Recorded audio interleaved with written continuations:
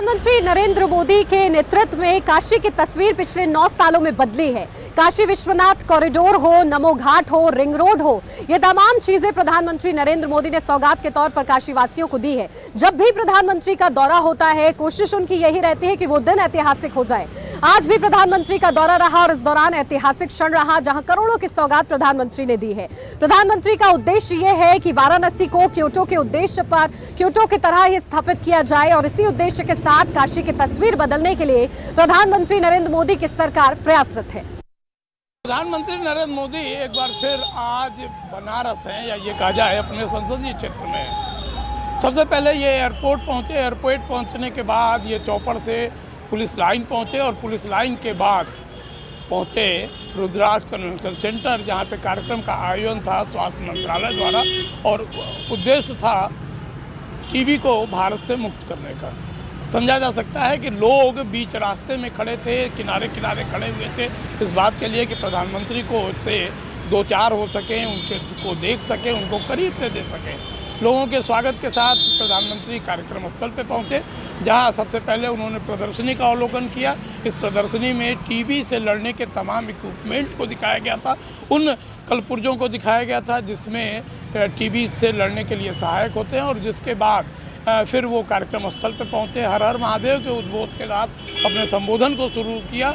और इस संबोधन के बाद उन्होंने न केवल काशी की प्रशंसा की, बल्कि काशी किस आयाम को गुजरते हुए किस आयाम तक जा पहुंचा है, इसका भी उन्होंने वर्णन किया। उत्तर प्रदेश के डिप्टी सीएम केशव प्रसाद मौर्य ने राहुल गांधी पर जमकर निशाना साधा। आपको बता दें कि उत्तर प्रदेश के डिप्टी सीएम केशव प्रसाद मौर्य ने आज भारतीय जनता पार्टी के प्रदेश मुख्यालय पर एक प्रेस कॉन्फ्रेंस की और राहुल गांधी और गांधी परिवार का जमकर निशाना साधा। आपको बता दें कि जिस तरीके से राहुल गांधी को प्रधानमंत्री मोदी के ऊपर जाति सूचक शब्द का प्रयोग करने पर गुजरात के कोर्ट ने उनको 2 साल की सजा सुनाई है, उसका स्वागत करते हुए केशव प्रसाद मौर्य ने कहा कि न केवल प्रधानमंत्री मोदी का बल्कि उत्तर प्रदेश से लेकर देश भर के 50% ओबीसी वर्ग के लोगों का अपमान किया गया। और ये पहली बार नहीं है जब गांधी परिवार या राहुल गांधी सार्वजनिक मंच से प्रधानमंत्री मोदी और पिछड़े वर्ग को लगातार कोसते रहते हैं और ऐसे वर्ड का या कहें ऐसे शब्दों का प्रयोग करते रहते हैं। इसके लिए प्रधानमंत्री मोदी से और देश की जनता से राहुल गांधी और गांधी परिवार को माफी मांगनी चाहिए। और साथ ही साथ उन्होंने कहा कि उत्तर प्रदेश से लेकर देश में इस बार कांग्रेस का सफाया तय है। उत्तर प्रदेश में आपको बता दें कि 2 सीटें थी कांग्रेस की, अब की बार जो 1 रह गई थी उसके बाद भी उन्होंने बोला कि अब की बार उत्तर प्रदेश में सिर्फ और सिर्फ कमल खिलेगा और उत्तर प्रदेश से लेकर देश भर में कांग्रेस का सफाया तय है। यूपी में निकाय चुनाव होने वाले हैं, लेकिन निकाय चुनाव को लेकर रुकावटों का दौर खत्म होने का नाम नहीं ले रहा है। आज सुप्रीम कोर्ट में निकाय चुनाव को लेकर एक महत्वपूर्ण सुनवाई होने वाली थी। सुप्रीम कोर्ट में ये सुनवाई आज टल गई है, यानी कि अब 27 मार्च को इस पूरे मामले में सुनवाई होगी। आपको बताया था कि सरकार ने ओबीसी आयोग की जो अंतिम रिपोर्ट है वो सुप्रीम कोर्ट में पेश कर दी है। हालांकि जब 27 मार्च को फिर से सुनवाई होगी तो देखना होगा कि सुप्रीम कोर्ट की ओर से क्या कुछ कहा जाता है। जब सुप्रीम कोर्ट कोई फैसला देगा तब नोटिफिकेशन निकाला जाएगा और निकाय चुनाव कराया जाएगा। क्योंकि निकाय चुनाव को लेकर उत्तर प्रदेश सरकार चाहती है कि जल्द से जल्द निकाय चुनाव कराया जाए। इसको लेकर तैयारियां भी कहीं ना कहीं शुरू की गई है, लेकिन ऐसा लगता नहीं है, क्योंकि जिस तरीके से लगातार सुप्रीम कोर्ट में तारीख बर तारीख मिल रही है। अब देखना होगा 27 मार्च को कोर्ट क्या कुछ अपना फैसला देता है। उत्तर प्रदेश में बिजली दर बढ़ोतरी पर 10 अप्रैल को होगी सुनवाई। इस संबंध में नियामक आयोग 10 अप्रैल से सुनवाई करेगा और इसकी शुरुआत वाराणसी से होगी। आपको बता दें यूपीपीसीएल तरफ से नए सत्र में बिजली दर बढ़ोतरी का प्रस्ताव दिया गया है और इसके चलते उपभोक्ता की बिजली दर में 18 से 23% की बढ़ोतरी का प्रस्ताव है, जिसके चलते हो सकता है उत्तर प्रदेश वासियों को कई परेशानियां हो। देखना होगा कि प्रस्ताव में क्या कुछ होता है। बेसिक विभाग अब बच्चों को अप्रैल में ही उनके अभिभावकों के अकाउंट में पैसा भेजना शुरू कर देगा।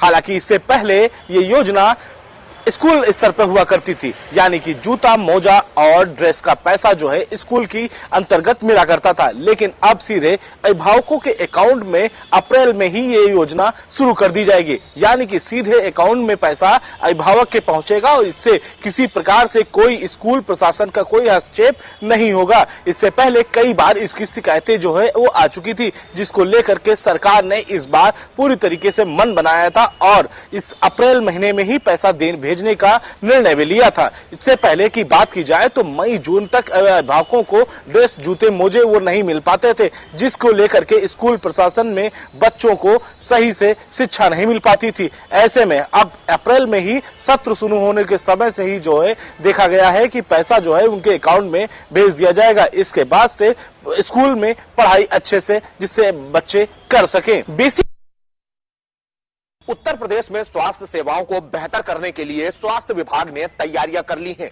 जिसको लेकर 2505 नए उपकेंद्र खोले जा रहे हैं, जिनका उद्देश्य है कि उत्तर प्रदेश के ग्रामीण और पिछड़े इलाकों तक स्वास्थ्य सेवाओं को बेहतर करना, जिसको लेकर डिप्टी सीएम ब्रजेश पाठक ने भी निर्देश जारी कर दिए हैं। हालांकि इन स्वास्थ्य उपकेंद्रों पर जहां पैथोलॉजी और रेडियोलॉजी जैसी सुविधाएं भी उपलब्ध होंगी और जरूरत पड़ने पर बेड की भी उपलब्धता रहेगी।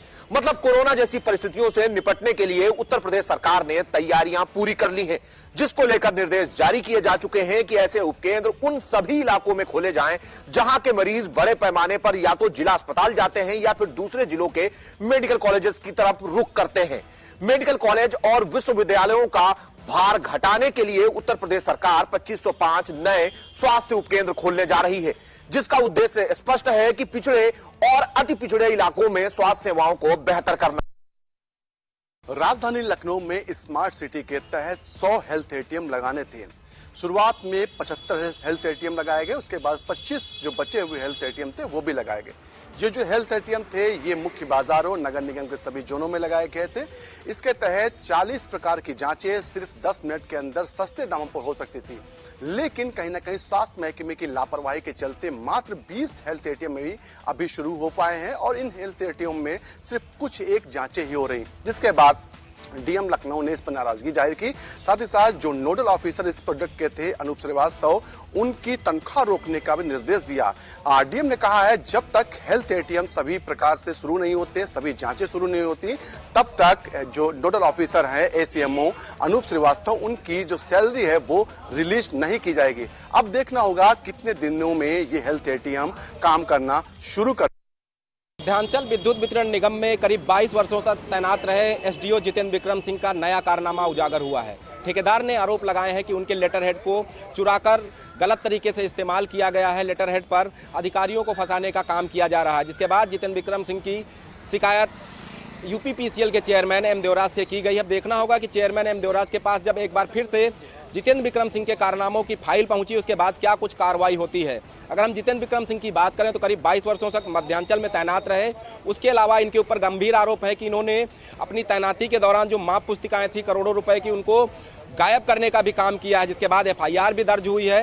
वहीं एक नया मामला निकलकर सामने आया है कि फैजाबाद में 2 और माप पुस्तिकाएं जो हैं वो गायब पाई गई हैं। उसके बाद विभाग की बात करें तो विभाग भी एफआईआर की तैयारी में जुटा हुआ है। वहीं अगर हम ठेकेदार की बात करें जिसके लेटर हेड का इस्तेमाल किसी अधिकारी को फंसाने के लिए किया गया था और उस लेटर हेड की जब जानकारी ठेकेदार को उसके बाद एम देवराज से शिकायत की गई, तो इस पूरे प्रकरण में चाहे वो यूपीपीसीएल हो या फिर विभाग के मंत्री ए.के. शर्मा की बात करें, एसडीओ जेबी सिंह के ऊपर क्या कुछ कार्रवाई करेंगे, ये देखने वाली बात होगी।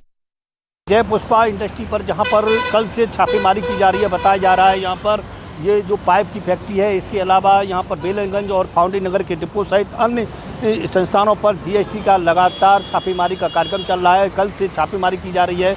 आपको बता दें आगरा में तमाम ऐसे संस्थान हैं जहाँ पर जीएसटी और इनकम टैक्स ने लगातार छापेमारी की है। इसी के अलावा पहले जो बीट कारोबारी जुल्फ़िकार अहमद भुट्टो के यहाँ छापेमारी की, तपन गर्ग जो घी के व्यापारी हैं उनके यहाँ 40 करोड़ रुपए सरेंडर किए। तमाम ऐसे संस्थान हैं जहाँ पर जीएसटी और इनकम टैक्स लगातार अलर्ट मोड पर दिखाई दे रही हैं। इसके अलावा जय पुष्पा जो पाइप की जो डिपो है यहाँ पर छापेमारी कल से की जा रही है और इसके अलावा बेलगंज और सहित अन्य संस्थानों पर एक साथ छापेमारी की जा रही है। लगातार देखा जाएगा कि यहाँ पर क्या क्या तथ्य सामने आएंगे, कितने रुपए की हेराफेरी सामने आएगी, ये देखने वाली।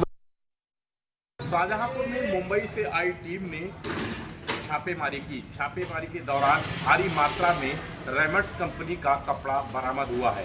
अब ऐसे में जांच टीम ने थाना सदर बाजार पुलिस को लेकर उन दुकानदारों पर कार्रवाई की है जिनके पास भारी मात्रा में नकली रेमंड्स कंपनी का कपड़ा बरामद हुआ है। आपको बता दें कि मुंबई से रेमंड्स कंपनी से जांच टीम आई थी और जांच टीम ने शहर की कई दुकानों पर छापेमारी की। छापेमारी के दौरान भारी मात्रा में नकली रेमंड्स का कपड़ा बरामद हुआ था। अब ऐसे में उन दुकानदारों में हड़कंप मच गया है जो नकली कपड़े का कारोबार कर रहे थे। हालांकि आपको बता दें कि मुंबई से आई टीम ने भारी मात्रा में नकली कपड़ा बरामद किया है और उसके बाद उन दुकानदारों पर एफआईआर भी दर्ज कराई है जो नकली कपड़े का कारोबार कर रहे थे। ऐसे में उन जांच टीम ने ये भी कहा है, लोगों से अपील भी की है कि जहां से भी रेमंड्स का कपड़ा अगर खरीदना हो तो शोरूम से ही खरीदें। मेरठ के थाना दिल्ली गेट क्षेत्र के खैर नगर में 2 बच्चों की गुमशुदगी का मामला सामने आया। पुलिस ने तत्काल मुकदमा दर्ज किया, लेकिन उसी के बाद पुलिस ने एसएसपी रोहित सिंह सजवान ने 6 टीम गठित कर तुरंत बच्चों की तलाश शुरू की। आसपास के मस्जिद मदरसों में टीम खंगाल रही थी। वहीं परिवार के लोगों से पुलिस ने पूछताछ की। पूछताछ में पता चला कि जो परिवार के लोग हैं, जो माँ है, वो अंधे प्यार में होकर बच्चों को मौत के घाट उतरता देखती रही। साथ ही प्रेमी बच्चों को मौत के घाट उतारकर गंग नहर में फेंक दिया और उसके बाद जो पुलिस है वो गुमशुदगी की तलाश की, जो बच्चे हैं उनकी तलाश में जुटी हुई थी। उसी के बीच एक नया मामला सामने आया कि पुलिस ने फिलहाल अभी औपचारिक रूप पर कोई बयान नहीं दिया है, लेकिन फिलहाल की बात की जाए सूत्रों के मुताबिक जो पता चला है कि जो कातिल है वो बच्चों की मां और प्रेमी है। 4 साल के प्यार में अंधा होकर मां ने बच्चों को मौत के घाट उतरवाया और उसके बाद खुद गुमशुदगी की रिपोर्ट दर्ज कराई। फिलहाल पुलिस बच्चों की तलाश के लिए रेस्क्यू ऑपरेशन चला रही है। मेरठ जानी की गंग नहर में बच्चों की तलाश में रेस्क्यू ऑपरेशन कर रही है। साथ ही पुलिस का मानना है कि जो आरोपी है, जो मां है, उससे और उसके प्रेमी से पूछताछ की जा रही है। उसकी निशानदेही पर जो पुलिस है वो रेस्क्यू ऑपरेशन चलाकर बच्चों की बॉडी ढूंढने में लगी हुई है। एनसीआर में भूकंप के झटके के मद्देनजर रखते हुए आज एनडीआरएफ की टीम ने बचाव के लेकर आज जिला अस्पताल में मॉक ड्रिल कराई गई, जिसमें से एनसीसी कर्मचारी एवं स्कूल के बच्चे, स्काउट गाइड के बच्चे, स्वास्थ्य कर्मचारी और मरीज भी मौजूद रहे, जिसमें से मॉक ड्रिल के माध्यम से बताया गया कि मलबे में दबे हुए मजदूरों और तमाम लोगों को किस तरीके से बचाया जाता है।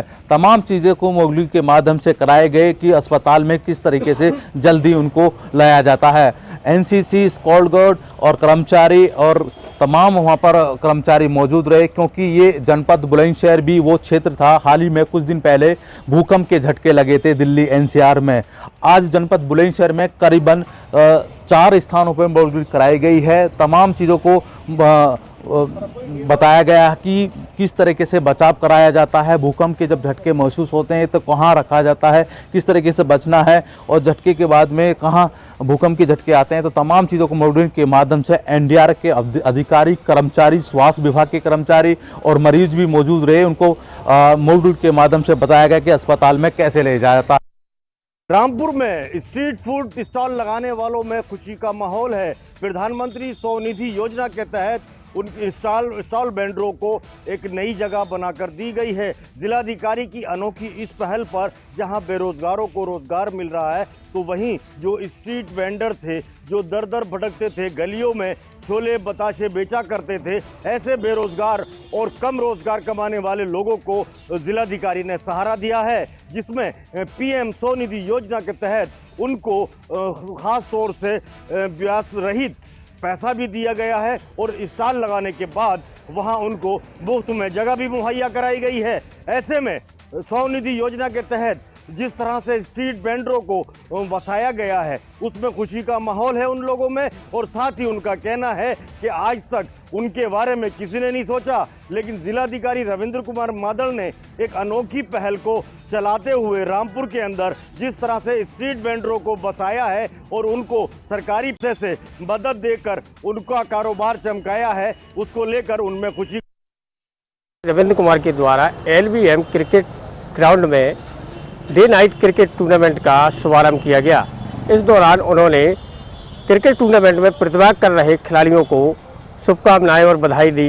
इसके अलावा उन्होंने कहा कि इस टूर्नामेंट के जरिए ऐसे खिलाड़ियों को प्रतिभा दिखाने का मौका मिलेगा जो कि दिन में पढ़ाई करते हैं या फिर जॉब कर रहे हैं। ऐसे में वह रात को खेलेंगे और अपनी हुनर दिखाएंगे।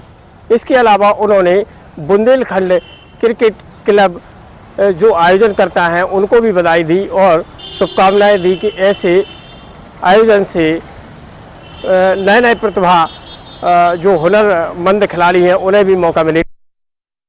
उत्तर प्रदेश के जनपद संभल में और ये जिला अस्पताल है, जहां पर जिला अस्पताल आज तक सफेद हाथी के रूप में कहलाया जाता था, न यहाँ कोई विकास था, न कोई डॉक्टर थे, न कोई सुविधा थी। लेकिन जिस तरह से लगातार योगी सरकार में अब पलट हो रहा है और लगातार इस अस्पताल का यहाँ पर जो व्यवस्था है वो दुरुस्त की जा रही है। जो आप वीडियो में देख रहे होंगे, लगातार यहाँ मरीजों का जमावड़ा हो रहा है। लेकिन खास बात ये है कि संभल शहर को ना तो मुरादाबाद जाना पड़ेगा, ना उसके आसपास, ना अलीगढ़। दरअसल यहाँ पर जो CMS अनूप कुमार की पूरी कोशिश के बाद यहाँ एक सिटी स्कैन लगाया जा रहा है। सिटी स्कैन यहाँ पर आ चुका है, जिसकी सुविधा सबसे बड़ा आम पब्लिक और आम गरीब आदमी को पूरी तरह सुविधा होगी, जिसके यहाँ से 5,000 से 10,000 रुपए तक उस गरीब के जाते थे। लेकिन अब जिला अस्पताल में वो सुविधा मुहैया की जा रही है। सरकार और यहाँ के DM मनीष बंसल के बाद, यहाँ के CMS अनूप कुमार की पहल के बाद यहाँ पर 10 से 15 दिन में सिटी स्कैन शुरू हो जाएगा। दरअसल आपको बता दें कि जो सिटी स्कैन यहाँ पर पूरी मशीन आ गई है, पूरी तरह से व्यवस्था की गई है। करीब 20 से ज्यादा ऐसी चेक जो कि लोगों के बड़ी दिक्कत का सामना करना पड़ता था और आम गरीब किस तरह से सिटी स्कैन कराकर बाहर जाता था, क्या किराया, किस तरह से वो ब्याज पर पैसा या गरीब पैसा। ललितपुर पुलिस ने मंदिर में हुई चोरी का किया खुलासा। 2 अपराधियों को गिरफ्तार कर भेजा जेल। पूरा मामला हम आपको बता दें कि ललितपुर के थाना बार अंतर्गत का है, जहां पर मंदिर में हुई चोरी का पुलिस ने खुलासा किया। पुलिस ने 2 अपराधियों को गिरफ्तार किया है, जिनके पास से मंदिर से चोरी किए गए सामान को भी बरामद किया गया है। इसके अलावा इन अपराधियों से एक कट्टा भी, अवैध कट्टा बरामद किया है। एक साथी इनका फरार हो गया है, पुलिस उसकी तलाश कर रही है। हम आपको बता दें कि ये लोग मंदिर में चोरी करने के पहले वहाँ की रैकी किया करते थे, उसके बाद चोरी की घटना को अंजाम दिया करते थे। ललितपुर के थाना नाराहाट क्षेत्र में हुई मूर्ति चोरी को भी इन चोरों ने स्वीकारा है। पुलिस पूरे मामले की जांच कर रही है। ललितपुर आगरा पुलिस और बदमाश के बीच मुठभेड़ हो गई। बिल्कुल आपको बताते चले, जनपद आगरा के पिनाट थाना क्षेत्र के बदरौली नहर की पुलिया के पास स्वाट टीम को सूचना मिली कि 10,000 रुपए का गैंगस्टर में बातचीत चल रहा शातिर अपराधी वहां खड़ा हुआ है। जब भी स्वाट टीम और थाना पिनाट पुलिस मौके पर पहुंची और वहां शातिर अपराधी को पकड़ने का प्रयास किया, तभी शातिर अपराधी द्वारा पुलिस पर फायरिंग कर दी गई। वहीं जवाबी फायरिंग में पुलिस ने भी फायरिंग की, जिसमें बदमाश के पैर में गोली लग गई। आपको बताते चले, बदमाश पर लूट जैसे कई गंभीर मुकदमे दर्ज हैं, तो वहीं यह गैंगस्टर में भी आरोपी वांछित चल रहा था। बहरहाल पुलिस ने घायल को उपचार के लिए आगरा के SN में पुलिस की देखरेख में भर्ती करा दिया है। आगरा